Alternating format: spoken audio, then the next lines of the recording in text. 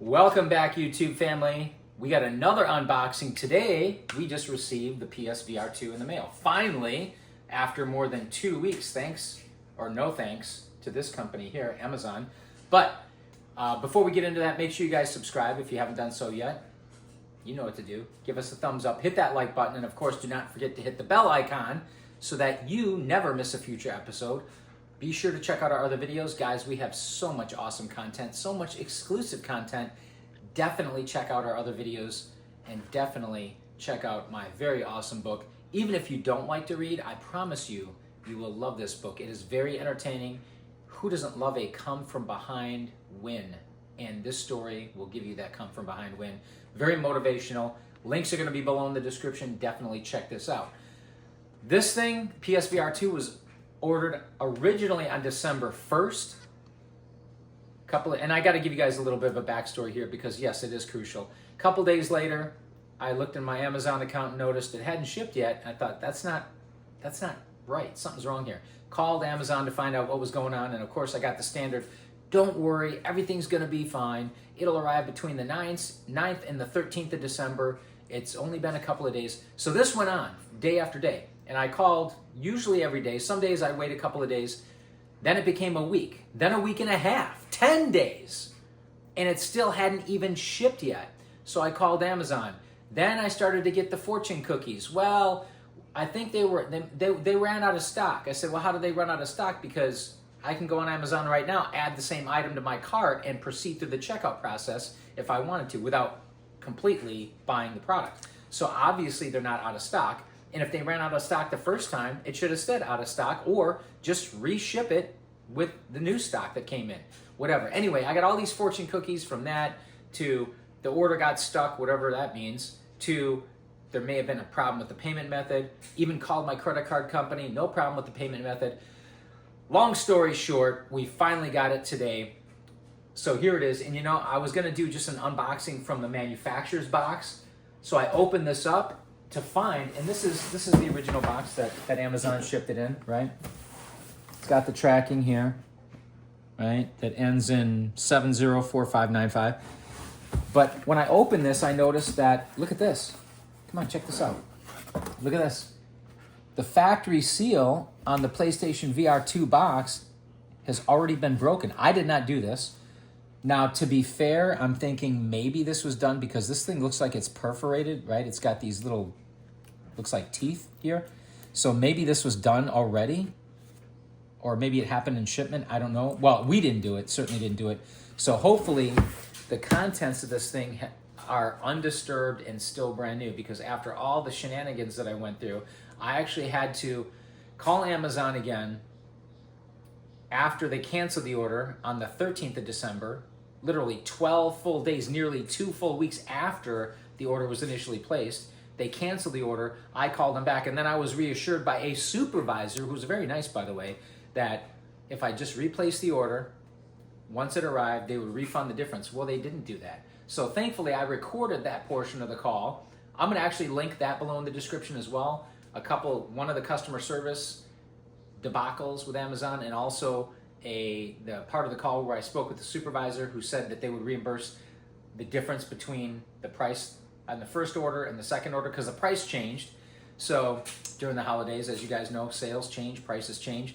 So I ended up having to call my credit card company to get this mess straightened out. But I did save the recording, at least part of it, where the supervisor said that he was going to put notes in the account and that Amazon would reimburse me for the difference between the first price and the second price. So this ended up costing $294.55, just under $295 total with tax, which wasn't bad. And by the way, this is the Horizon version, right? The bundle with the game, the Horizon bundle, Call of the Mountain, or whatever it is. Yeah, Call of the Mountain, not Call of Duty. And so, ironically enough, and many of you guys are going to know this, during the holiday sales, the price of the product or the price of the VR headset alone was the same as the price with the game. So why not get the game, right? It doesn't cost anything extra. It's the same price. So again, hopefully the contents are intact, right? The box looks like it's in good shape, right? Let's check out, come on in a little bit so you can see this here. So you got the headset, the two controllers for the left and right, and of course the game. And the game is going to be, I'm sure, a digital game. I'm sure it's not going to be a physical copy. And you can see, now I do have the PSVR1 headset for the PlayStation 4. Unfortunately, you guys know the PSVR2 is not backwards compatible. I wish it was. I really wish it was, but it's not. So I was a little disappointed in that, but it is what it is. But I have played the PSVR1 extensively and never played the PSVR2. We'll probably do a second video and probably link them together. So you'll get the unboxing portion and then you'll get my first impressions since I've never used this before. Of course, we can't show you on screen. I guess we could. I think you could turn on the TV and it should also display, but it's going to be really distorted. You're not going to get the same thing as you would with the headset. Maybe we'll do that. But I want to see what this is like. I really want to play racing game. I really want to play Gran Turismo because I have Drive Club VR for the PS1 VR and it's really cool. I don't get a lot of motion sickness from it and it's a really cool experience. And of course, this is supposed to be an elevated experience with much better, much newer technology. So let's open this up. Again, it looks like the contents are undisturbed, but hopefully I haven't opened this up yet other than this. You've got the PlayStation logo here, which of course Sony despises their consumers. Unfortunately, they're another company. Wow, this thing's really stuck in here. You can't really get it out without, I think. I'm gonna have to dump it out. Yeah, literally. Wow, look at that. It actually came out, everything dumped out. Maybe I wasn't supposed to do that, right? Maybe the box was supposed to have stayed in there.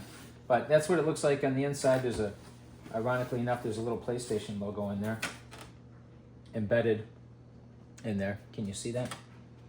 Yeah. So that didn't work out too well. I guess I should have just opened the box. I thought the box was supposed to come out, but I guess not. Sorry. So yeah, this looks like it's still new. All right, you got the USB-C cable here, all wrapped up. This is the headset. You got the two controllers, all wrapped up. Let's take out the controllers first real quick. Of course, we're gonna have to charge these up too. But, all right, let's see.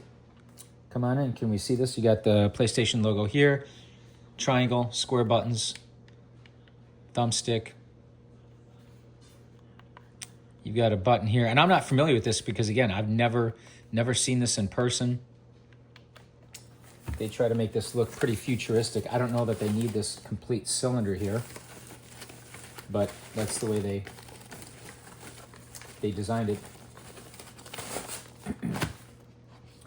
Here's the right-handed one. And you notice too, they got the little wrist straps here in case you get wild during your games and start flailing your arms around like a crazed monkey or something and these things go flying through the air. Hopefully these wristbands will keep them secure and you don't plant one of these through a window or your flat panel TV, especially if you have a G4 like we do.